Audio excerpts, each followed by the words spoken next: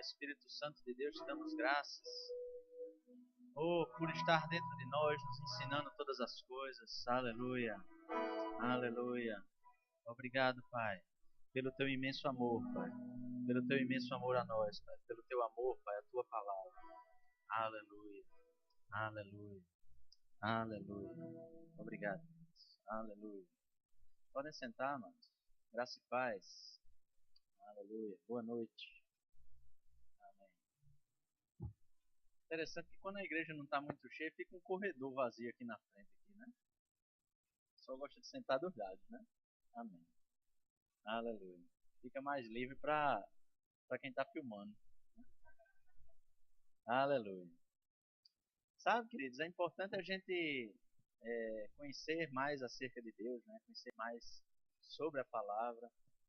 E quando a gente fala em conhecer a Deus, tem tanta coisa que a gente precisa conhecer sobre Deus, né? A palavra diz que a eternidade é conhecer a Deus, né? Nós vamos para a eternidade e durante toda a eternidade nós vamos conhecer a Deus, né? Nós nunca vamos terminar de conhecê-lo totalmente, né? É tremendo isso, né? Para você ter uma ideia de que o céu não é lugar de desocupado, né? Aleluia. Aleluia. A gente sabe que nós conhecemos algo acerca de Deus, a gente ouve falar acerca dos atributos de Deus, né? Que Deus é onisciente, que Deus é onipotente, que Deus é onipresente, né? Todas essas coisas. Mas eu gostaria de compartilhar essa noite acerca da natureza de Deus. Amém? E para nós aprendermos, na verdade, um pouco mais sobre Deus e aonde essa natureza de Deus influi em nossa vida. Amém? O que é que essa natureza de Deus gera em nós ou é capaz de gerar em nós. Amém? Então, a primeira coisa que nós poderíamos conhecer acerca de Deus é que o nosso Deus é o Deus da palavra. Amém? O nosso Deus é o Deus da palavra.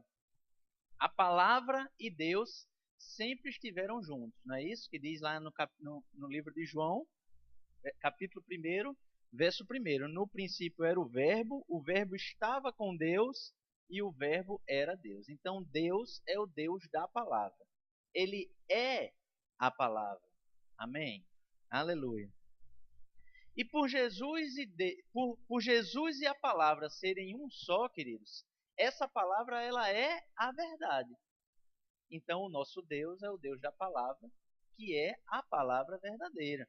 No livro de João também, eu estou falando alguns versículos, nós vamos passar vários versículos, você pode anotar, tá? Não dá para a gente ficar indo na Bíblia em todos eles.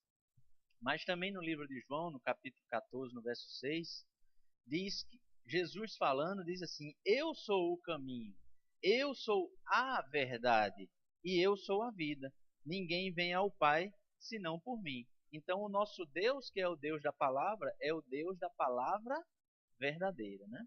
É interessante quando as pessoas pensam nesse versículo e quando as pessoas conversam conosco ou quando nós conversamos com as pessoas que ainda estão no mundo e que escuta a gente falar que Jesus é a verdade, que Jesus é o caminho, tem pessoas que não aceitam aquilo, né? Enquanto o convencimento do Espírito não chega, não se convencem com aquilo. Não, mas porque só Jesus é o caminho? Eu mesmo era um dos que não achavam que era bem assim, né? Aí um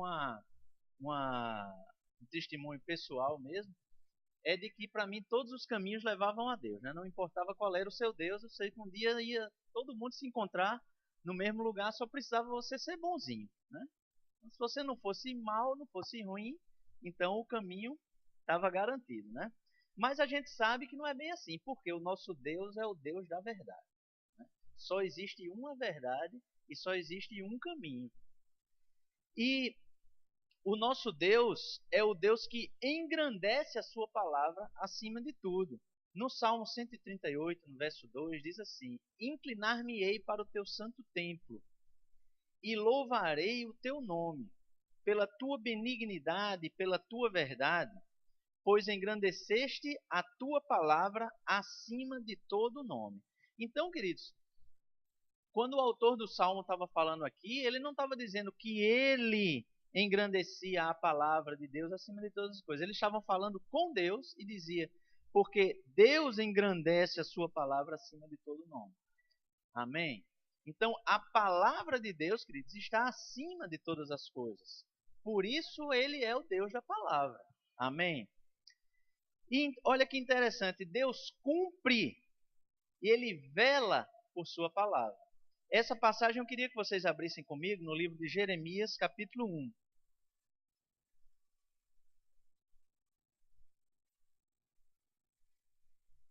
É interessante essa passagem, eu creio que vocês já conheçam. Mas eu queria compartilhar algo com vocês que eu achei interessante. Jeremias capítulo 1.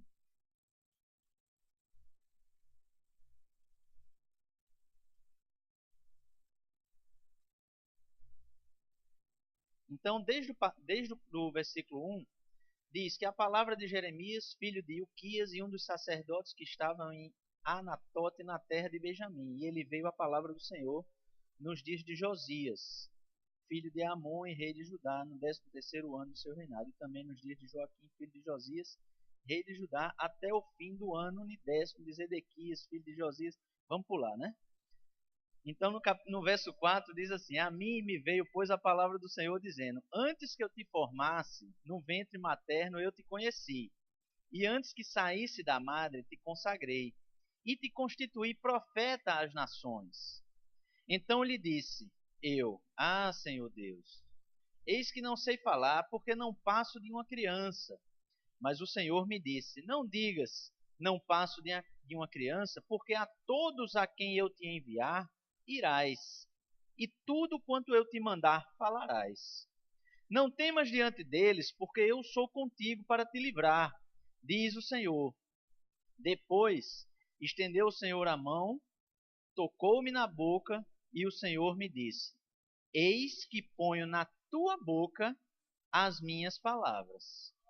Olha que hoje te constituo sobre as nações e sobre os reinos para arrancares e derribares, para destruíres e arruinares, e também para edificares e para plantares. E no verso 11 vem a passagem bem interessante, que diz: Veio ainda a palavra do Senhor dizendo: Que vês tu, Jeremias? Respondi: Vejo uma vara de amendoeira. Disse-me o Senhor: Viste bem, porque eu velo sobre a minha palavra para cumprir. Você consegue imaginar o que é que tem uma coisa a ver com a outra aqui? Nada, né? Aparentemente não tem nada a ver uma coisa com a outra. Ora, o Senhor chega para Jeremias e diz: O que é que você. O Senhor tinha acabado de dizer que que tocava Jeremias e colocava as palavras dele na boca de Jeremias. Aí pergunta a Jeremias: O que é que você vê? Jeremias: Eu vejo uma amendoeira. Muito bem, Jeremias. Eu velo com a minha palavra para cumprir.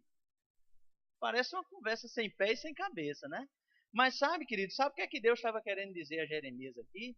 Jeremias, quando ele perguntou o que é que ele via, se Jeremias tivesse dito que estava vendo um pé de pitomba, Deus tinha que se virar e transformar a amendoeira num pé de pitomba. Porque ele tinha acabado de dizer a Jeremias que as palavras dele estavam na sua boca. Amém? Então, queridos, a palavra, quando Deus diz que a palavra dele é a verdade, é porque a palavra é a verdade. E quando ele coloca as palavras na boca do profeta, é porque as palavras da boca do profeta são as palavras de Deus. Amém?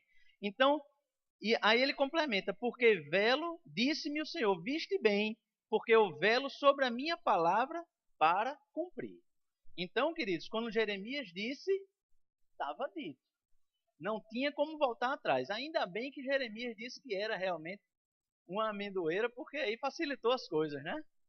Mas Deus, queridos, ele tinha que fazer cumprir a sua palavra. É por isso que essa passagem fala sobre isso. E no livro do profeta Isaías, no capítulo 40, Deus continua assim, diz: Seca-se a erva e cai a flor, porém a palavra do nosso Deus subsiste eternamente. Amém? Então esse é o Deus da palavra. A palavra de Deus, amado, portanto, ela é eterna. A palavra de Deus, ela é eterna. No Salmo 119, verso 89, diz: Para sempre, ó Senhor, a tua palavra permanece. Amém? Aleluia. A palavra de Deus, queridos, também está acima da perfeição. Porque no Salmo 119, no mesmo Salmo, no verso 96, diz: Tenho visto fim a toda a perfeição, mas o teu mandamento é amplíssimo. Então, queridos, estava se vendo a perfeição e estava se vendo as palavras de Deus acima da perfeição. Amém? Aleluia. E olha que interessante, no livro de 2 Coríntios, capítulo 10, no verso 3, fala que todo engano é anulado pela palavra. Amém? Porque o versículo ele diz, Paulo falando diz, porque as armas da nossa milícia não são carnais, mas sim poderosas em Deus para a destruição das fortalezas, destruindo os conselhos e toda a altivez que se levanta contra o conhecimento de Deus e levando cativo todo o entendimento à obediência de Cristo. E estando prontos para vingar a toda desobediência quando for cumprida a vossa obediência. Então, queridos, é a palavra de Deus que leva cativa toda desobediência. Amém? Aleluia. E esse Deus, que é o Deus da palavra, amados, sempre envia a sua palavra com um propósito. Amém? Então, em Isaías também, no livro do profeta Isaías, no capítulo 55, verso 11, diz: Assim será a minha palavra que sair da minha boca. Ela não voltará para mim vazia, antes fará o que me apraz e prosperará naquilo para que eu a enviei. Aleluia. Deus, queridos, ele revela a sua palavra com fidelidade e retidão. Amém? Então, por isso é que ele é o Deus da palavra. Então, o Deus da palavra, a palavra, amados, é uma das naturezas de Deus. Amém? Mas sabe, Deus também é o Deus da criação. Isso aí não resta dúvida nenhuma para nós, né? Mas será que não resta dúvida para outras pessoas? As pessoas às vezes têm dúvida que Deus é o Deus da criação. Mas Deus criou tudo, queridos, pela sua palavra. Isso está escrito lá em Gênesis, né? No capítulo 1, no verso 1, diz que Deus criou os céus e a terra. Eu até vi recentemente um desenhozinho lá no Facebook que eu achei engraçado, que Deus diz que Deus criou os céus e a terra. Todo o resto foi feito na China, né? Sabe, queridos, mas Deus criou os céus e a terra e tudo que nele há. Sabe, amados, Deus criou tudo pela força da sua palavra, né? Se você for ler no início do capítulo de Gênesis, diz que nada existia e Deus fez surgir tudo. Foi a palavra de Deus que fez surgir tudo. Amém? Então, e no livro de Hebreus, capítulo 11, verso 3, diz que pela fé entendemos que os mundos, pela palavra de Deus, foram criados, de maneira que aquilo que se vê não foi feito do que é aparente. Então, amados, parece uma coisa tão simples, mas parece uma coisa que tem se perdido tanto tempo e tanto dinheiro em toda a humanidade para descobrir como surgiu todas as coisas, né? Como surgiu o universo. Cientistas e mais cientistas do mundo todo se gastam bilhões e bilhões de dólares para descobrir o que já está escrito há tantos mil anos, né? Na sua palavra. Que Deus criou todas as coisas. E nós entendemos isso pela fé. Amém? Então, o visível veio a existir das coisas que não aparecem. E isso nós cremos. Então, a única exceção que Deus fez quando criou tudo do nada foi nós, o ser humano. Porque o ser humano ele criou já do pó da terra. Amém? Então, quando Deus criou o homem, Deus criou o homem de algo que já existia, mas tinha um propósito para isso. Porque o homem foi criado a partir da criação que Deus já tinha feito. Deus foi criado porque viu que a criação era muito boa. E quando Deus criou o homem, ele viu que o homem era ainda melhor. Ou melhor, ele viu que a criação era boa e quando ele criou o homem, ele viu que agora estava muito bom. Amém? É assim que está no livro de Gênesis. Então, queridos, assim como Deus fez, nós também devemos nos comportar na nossa vida fazendo chamar à existência as coisas que não existem, porque isso é a fé. Amém? Quando Deus criou todas as coisas, nada existia, mas Ele fez existir pela sua palavra. Mas sabe, essa palavra de fé, que é a fé que vem de Deus para nós, e que já existe essa medida dentro de nós, nós precisamos exercitá-la. Amém? Por isso que a Bíblia diz, crie, por isso falei. Não é assim? está no livro de 2 Coríntios capítulo 4, verso 13, mas já falando, Paulo já fazendo uma menção a Salmos 116, verso 10. Criei, por isso falei. Né? Nós condenamos tanto Tomé, né, por Tomé não ter crido sem antes ter visto, mas muitas coisas na nossa vida têm sido exercidas na base da fé de Tomé. Né? E nós precisamos ter a fé de Deus e não a fé de Tomé, e não julgar Tomé. Né? Como as pessoas julgam, às vezes as pessoas estão vendo aquela passagem quando Cristo chama Pedro para andar sobre as águas, né? E ele diz: vem, Pedro. O que é que Pedro fez? Saiu do barco, botou o pé dentro d'água e foi andando até ele, né? Você já conseguiu fazer isso? Não. Eu também não. Pra falar a verdade, eu nunca tentei, não. Mas tenho uma impressão que no meu nível assim eu ainda não vou conseguir, não. Mas, sabe, a gente às vezes começa a julgar Pedro porque Pedro depois afundou, né? Porque Pedro começou a ver as circunstâncias, começou a ver o vento, as ondas e afundou. Mas sabe, queridos, Pedro foi um homem de fé naquela hora que a gente não chegou nesse nível ainda, né? Por isso que a gente ainda não colocou o pé na água para andar sobre ela. Mas nós precisamos fazer isso, nós precisamos crer e por isso nós precisamos falar. Amém?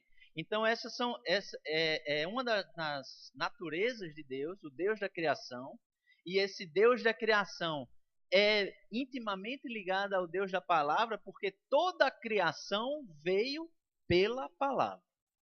Amém?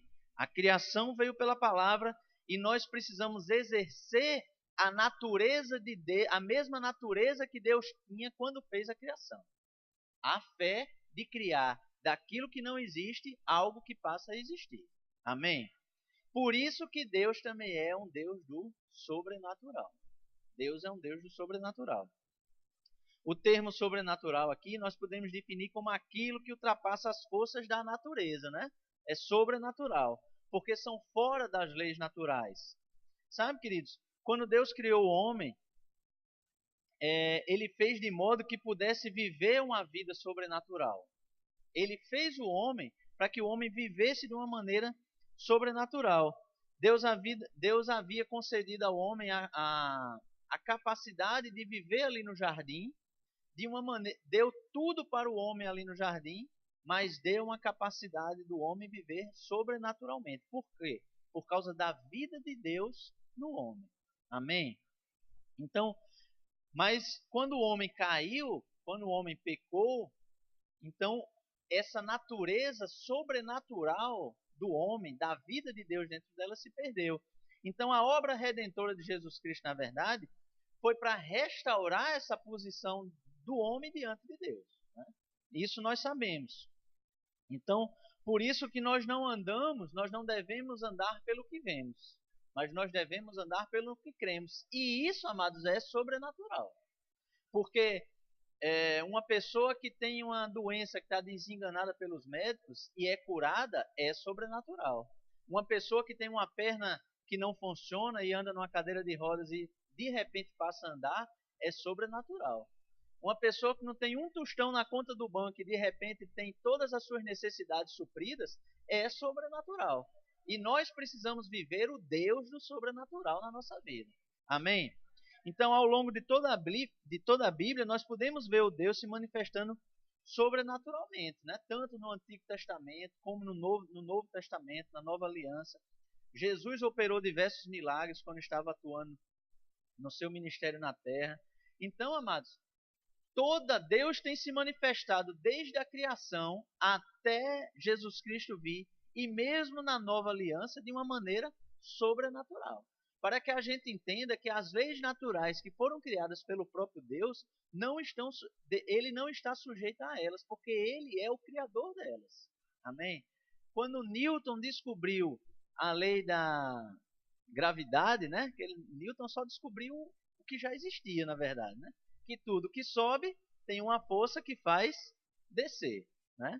Então, Deus está sujeito a isso? Não, amados. Deus não está sujeito a isso.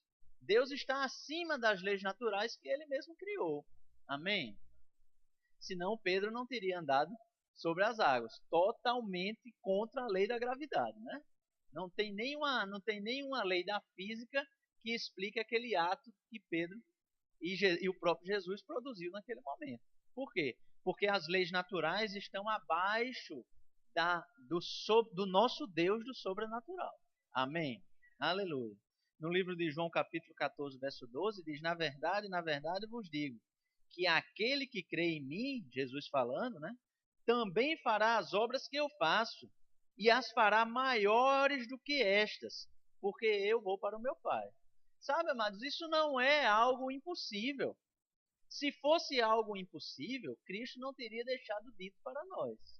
Então você acha que o que Jesus fez aqui na terra, enquanto ele estava como homem, foi algo grande demais, poderoso demais e que não pode ser imitado por mais ninguém? Mas sabe, Jesus confia em você para fazer mais do que ele fez. Amém? Ele deixou dito que você iria fazer obras maiores do que a que ele fez. Sabe, Jesus é um ministro, né? Era na terra e continua sendo um ministro, que não é um ministro que não quer que o seu discípulo seja maior do que ele. Não, muito pelo contrário. Ele disse que quer que aqueles que ficaram aqui façam as obras maiores do que a que ele fez. Né? Ele não tem nenhum problema com isso. Né?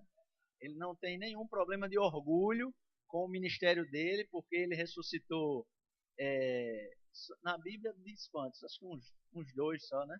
Uns três. Uns 2 ou 3 casos. Sabe? Quantas outras pessoas não já ressuscitaram muito mais mortos do que Jesus? Né? Muito mais, queridos.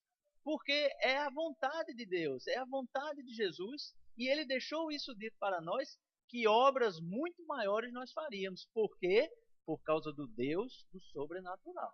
Amém? Aleluia. A palavra de Deus diz que qual ele é, somos nós também neste mundo. Já parou para pensar nisso? Parece algo muito soberbo, prepotente da sua parte, chegar para alguém e dizer, tal como Deus é, sou eu aqui neste mundo. Mas sabe, está escrito na palavra. Está escrito na palavra. Cabe a nós tomar posse dessa realidade. Da realidade de que nós temos um Deus que é o Deus do sobrenatural. Amém? E sabe, esse Deus do sobrenatural, ele acima de tudo é um Deus de amor. É a maior característica de Deus, na verdade. É ser um Deus de amor. Ele não tem amor. Deus, queridos, ele é o próprio amor. Amém? No livro de João, no capítulo 4, verso 8, diz que Deus é amor. E ele repete no verso 16 e diz que Deus é amor. Então, Deus ele não tem amor para dar a você. Deus ele não tem amor a dar a mim.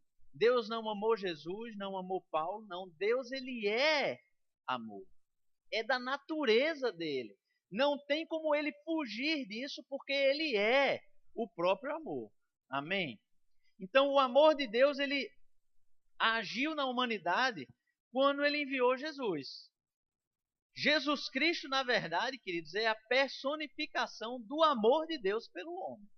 Na verdade, é a personificação do amor de Deus pela criação, porque quando o homem pecou, toda a criação foi contaminada pelo pecado.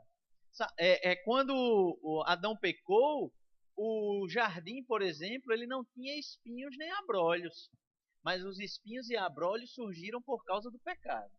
Sabe,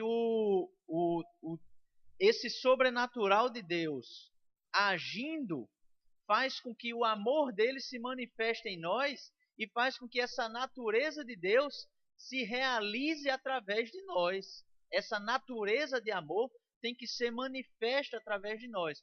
Por isso que eu disse no começo que toda a natureza de Deus tem algo que nós temos para nós. É algo que nós temos em nós. Amém? Aleluia. O amor de Deus ele teve ação com Jesus vindo ao mundo, mas o fato de Jesus ter morrido, e o fato de Jesus ter morrido por nós, queridos, foi a prova da expressão do amor de Deus. Não é? No livro de Romanos capítulo 5, no verso 8, diz que que Deus prova o seu amor para conosco pelo fato de Cristo ter morrido por nós, sendo nós ainda pecadores. A prova do amor de Deus por nós, amados, foi o envio de Jesus Cristo para morrer no nosso lugar. Deus ele não queria, amados, toda a criação dele, o que ele fez de melhor da criação, que fomos nós afastados dele. Não era a vontade de Deus para isso. Por isso ele enviou Jesus. E este mesmo amor que Deus expressou ao entregar seu Filho, para que nós pudéssemos ser salvos, que é o amor ágape, foi derramado nos nossos corações pelo Espírito Santo que nos foi dado. Está no livro de Romanos, capítulo 5, verso 5. Amém? Isso significa o quê? Que nós, eu e você, fomos capacitados ao nascer de novo para amar como Deus ama. Sabe? O amor de Deus está no nosso coração. Nós não podemos nunca dizer que nós não conseguimos amar, que nós não podemos amar. Não, não consigo não. Fulano eu não consigo amar não. Não tem jeito. Mas o amor de Deus está no nosso coração. No livro de João, capítulo 13, verso 34, Jesus dizia: um novo mandamento vos dou, que vos ameis uns aos outros, como eu vos amei a vós, que também vós uns aos outros vos ameis. É interessante quando amar, o próprio Jesus falava, né? Amar o nosso amigo é fácil, né? Difícil é amar o nosso inimigo. Mas o amor de Deus está dentro de nós e nos capacita para isso. Por mais que seja difícil, mas é difícil por causa da nossa mente. Não é difícil por causa do nosso coração. A nossa mente ela não entende o que é o amor de Deus, porque a nossa mente ela entende o natural. O natural, o amor precisa ser correspondido. No sobrenatural de Deus, que foi o Deus que nos amou quando nós ainda éramos pecadores, é que o amor ele não precisa ser correspondido. Ele não precisa ser uma troca do que vem. Ele vai sem precisar ter vindo nada. Esse é o amor do tipo de Deus. Amém? E nós precisamos andar e fazer esse amor florescer cada vez mais nos nossos corações. Né? Às vezes a gente vê na televisão, ultimamente a gente tem visto tanto atos de violência, né? Pessoas que matam um ou outro, uma pessoa que mata uma criança ou que maltrata uma criança e depois vai preso ou chega outro e faz a justiça com as próprias mãos dele, mata fulano. E quantas vezes a gente não olha para a televisão? Estou dizendo porque eu penso assim. Eu sei que você não pensa assim, mas eu penso, eu estou confessando para vocês que eu penso. E eu digo assim, coisa bem feita. Foi bem feito. Merecia mesmo. Sabe, amados? Mas isso é a nossa mente em atuação. Sabe que Deus ele não quer assim. Sabe qual é a vingança do nosso Deus? É quando um homem desse, um homem mau, que maltratou alguém a vida toda dele, maltratou criança, fez tudo, sabe o que é que ele se torna? Um crente. Lavado e remido no sangue de Jesus e vai para o céu. Sabe? Essa é a vingança de Deus. É o amor dele em atuação. A vingança de Deus é as pessoas irem para o céu, queridos, porque a vingança de Deus é contra o pecado. O homem pratica o mal por causa do pecado. Então a vingança de Deus é transformar o pecado em justiça. Não é condenar a pessoa a ir para o inferno. Não é essa a vontade de Deus. Eu sei que você não pensa assim, é só eu, você me perdoa no fundo do seu coração. Mas às vezes a nossa mente está ligada nisso, né? Pensa nisso e a gente tem que, muitas vezes, tem que cortar esse mal, né? Aprender a cortar esse mal. E em vez de pensar assim, bem feito, né? Bem feito, foi pro quinto dos infernos, né? Uma pessoa sabe, queridos, mas o desejo de Deus é que a gente ore pelas pessoas mais, né? Para que a palavra o alcance e nós nos encontremos no céu com ela. Amém? Aleluia. Quantas pessoas nós vamos nos surpreender no céu quando chegar lá, né?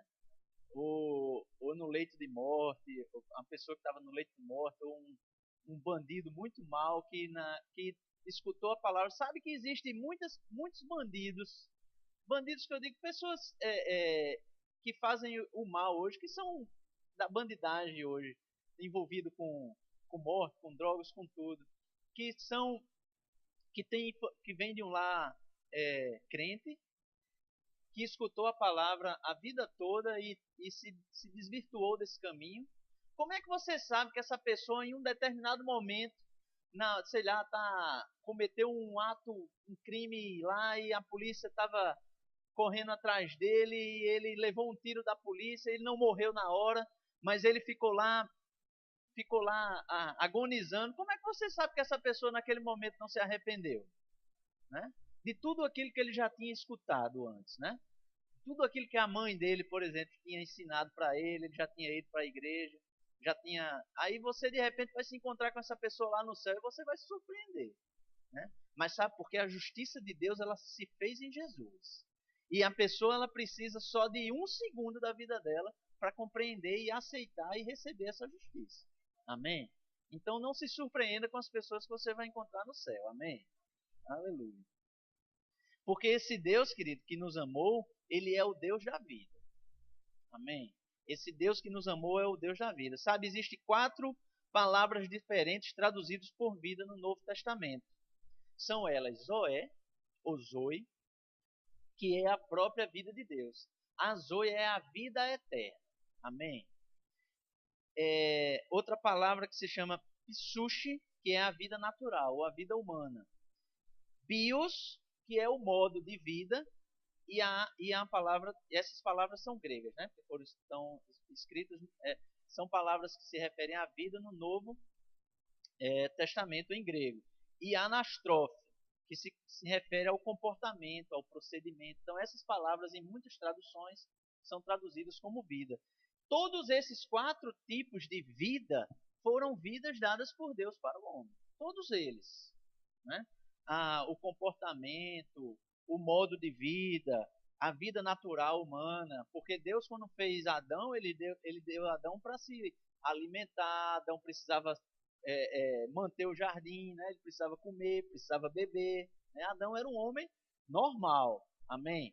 E a própria vida de Deus, que é a vida dele, é algo que é da natureza de Deus, que é a vida Zoe. A vida eterna, queridos, é Deus comunicando toda a sua natureza, substância ao nosso espírito. Então, essa vida Zoe foi a vida que foi perdida por causa do pecado. E essa mesma vida foi a vida que foi reconquistada por meio de Jesus Cristo. Amém? Hoje nós temos acesso a esse tipo de vida, ou seja, nós temos acesso à vida eterna por causa do sacrifício de Jesus Cristo. No livro de 2 Coríntios, capítulo 5, no verso 17, diz: assim que se alguém está em Cristo, nova criatura é. As coisas velhas já passaram, eis que tudo se fez novo. E tudo isto provém de Deus, que nos reconciliou consigo mesmo por Jesus Cristo e nos deu o ministério da reconciliação. Amém? E esse Deus que nos deu o ministério da reconciliação, nos deu porque Ele é o Deus da salvação. Amém? Então é da natureza de Deus ser o Deus da salvação. Essa palavra traduzida por salvação, né, no grego, ele é sozo. Né? Você já ouviu essa palavra várias vezes aqui dos ministros que ministram aqui. Por que essa palavra é tão importante e você já ouviu tantas vezes? Porque por causa do significado amplo dela. É sempre bom nós estarmos repetindo o significado amplo do que Deus queria para nós por meio da salvação.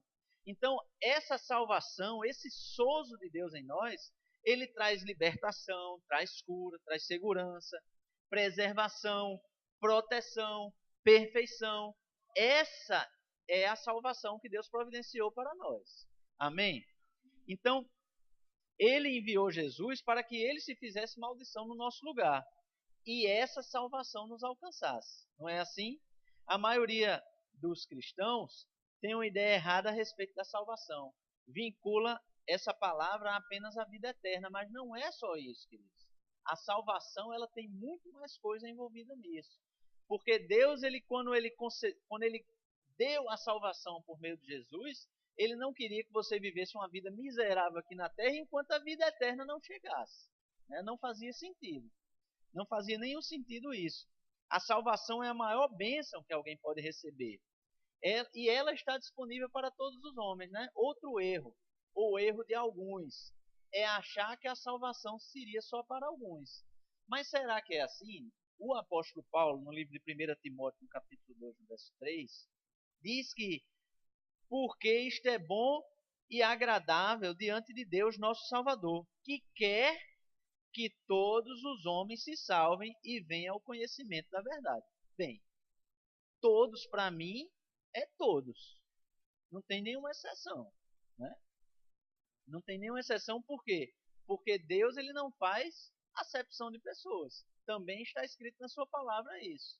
Se ele não fez, se ele me chamou para ser salvo, e eu sei que ele me chamou para ser salvo, e eu sou salvo, né? Tenho uma herança na eternidade com ele, eu sei que ele não faz acepção de pessoas. Então, se ele me chamou, ele chamou todas as outras pessoas também. O nosso trabalho é falar sobre isso para as pessoas, e o trabalho das pessoas, como foi o meu um dia, foi o quê? Receber a salvação.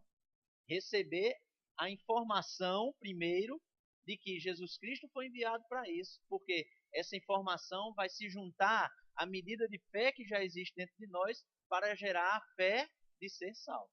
Amém? Então, através dessa salvação, nós não só temos segurança do porvir, né? Nós temos a segurança de viver uma vida plena aqui na terra. Amém?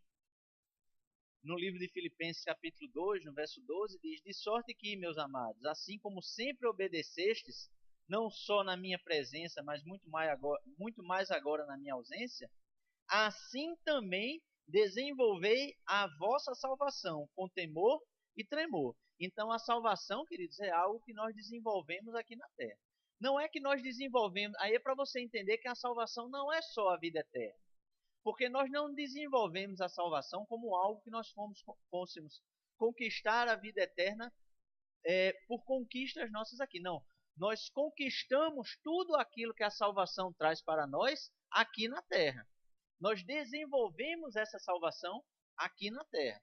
Por isso nós precisamos aprender a desenvolver a proteção, a segurança, a preservação que a salvação trouxe. Amém? E esse Deus que nos deu a salvação, ele nos deu a salvação porque ele é um Deus Pai. Amém? Porque ele é um Deus Pai. Então Deus criou o homem à sua imagem e à sua semelhança. Não é assim que diz lá em Gênesis?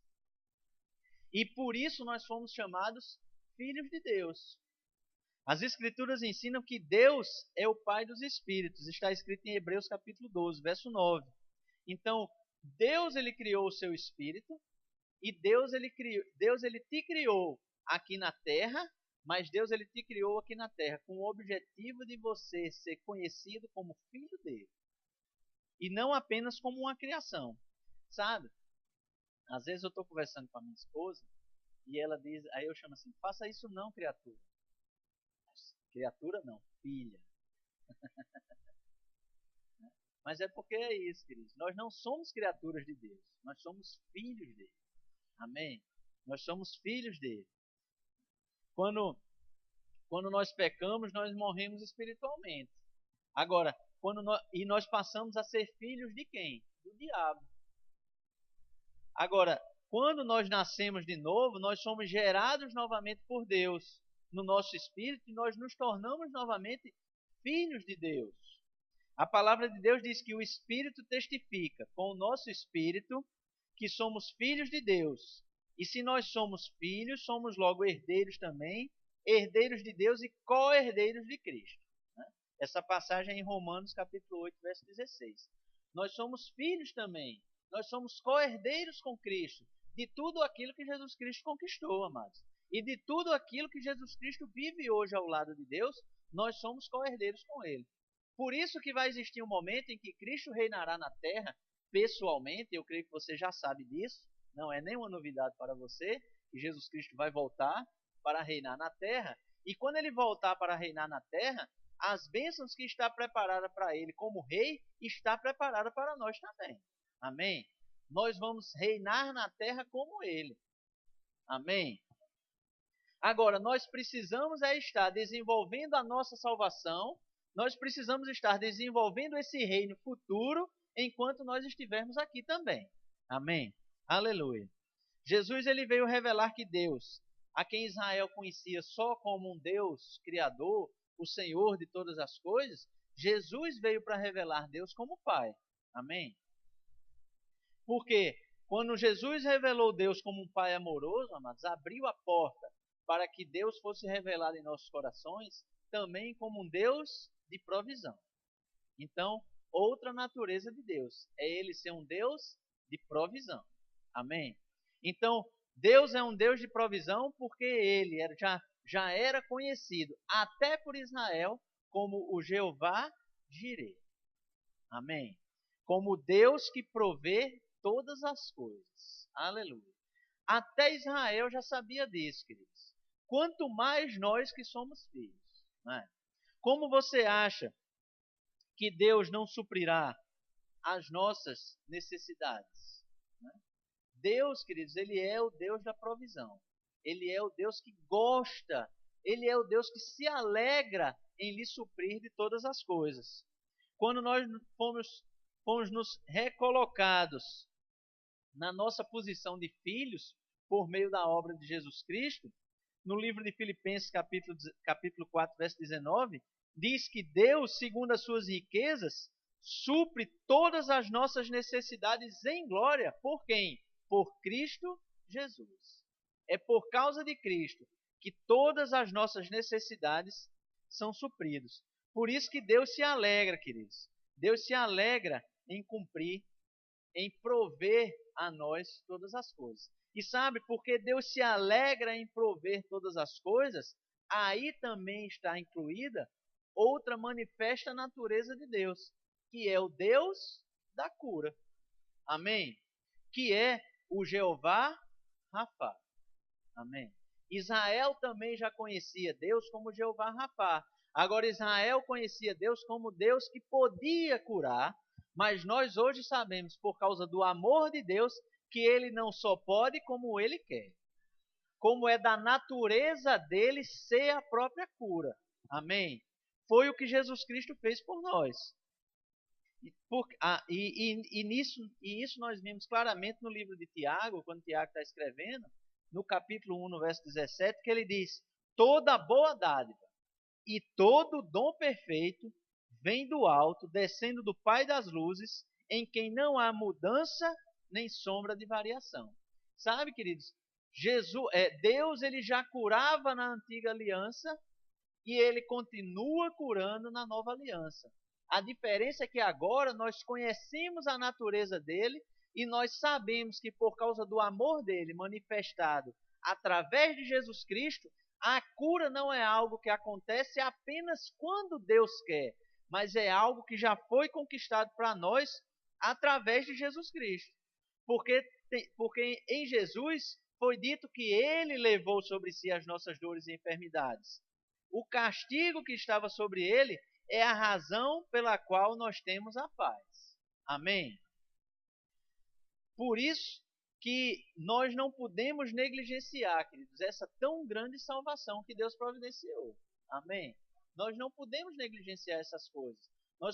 Precisamos aprender e nós precisamos entender essa natureza de Deus, quem Deus é, para que a gente tenha certeza daquele Deus em que nós cremos e que nós seguimos e que nós cremos e confiamos. Amém? Porque quando nós entendemos a natureza de Deus, amados, como um Deus Pai, como um Deus que cura, como um Deus que provê, como um Deus da salvação, como um Deus de amor, então você sabe perfeitamente analisar o que é de Deus e o que não é de Deus que está acontecendo na sua vida. Por isso que é importante nós aprendermos quem é Deus, qual a natureza de Deus. Amém?